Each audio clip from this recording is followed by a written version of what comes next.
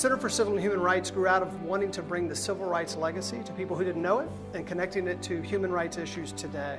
And so during the design competition, we wanted the architecture to be a part of the storytelling. We would have meetings at the very beginning phase of the project with the architect, where Phil Freelon and his colleagues would be around the table to hear from the exhibition designers, the exhibition storytellers, what stories we wanted to tell within the Center for Civil and Human Rights. So the design really had two meanings. One, two hands, cupping something very important, and also creating a space for action, like a plaza or a park that you see civil and human rights activities take place in. The geometry on the exterior facade is out of this world. The architect and ourselves coordinated that in great detail, and we gave the illusion of a curved facade when in fact these are segmented panels around the entire facade. Well, we chose the Medellin product because we knew that we needed a product that could stand up to just the natural environmental impacts that a building will have to go through. But we also needed a material that was flexible and could be molded into the complex design. These panels had to be specifically designed to fit this particular building.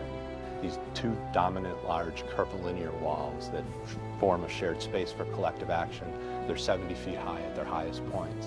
He talked about that as informing the visitor's experience, that they come into the space, go through the exhibitions, learn, share with people that they're there with, and hopefully leave changed by it. That seemed like the right concept for us. Very quickly the team felt that this was an appropriate concept to explore.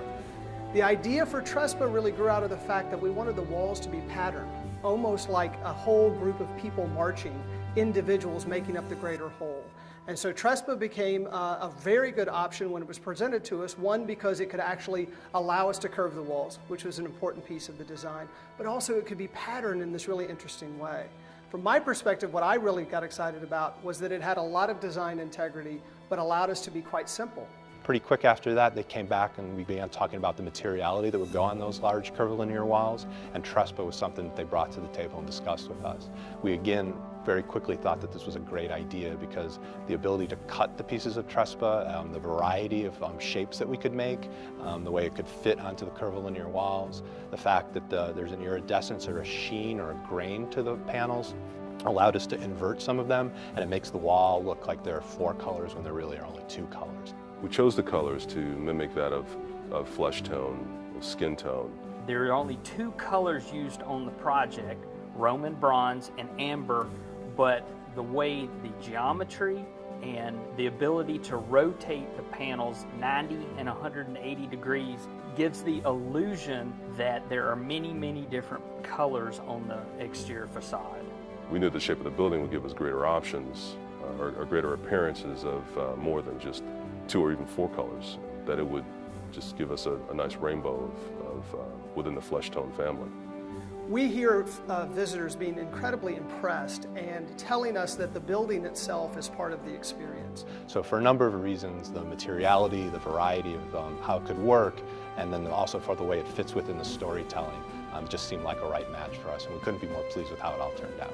Really, the architecture is unlike anything else that's in Atlanta. The material using Trespा has not been done very much around the city, and they also want to read something into the design. So we hear people talking about that the building represents past and present, that it represents civil and human rights, that it represents domestic and international issues, that they can see the color of people's skin in the materiality of the Trespा itself. So it represents all races, which is part of our storytelling.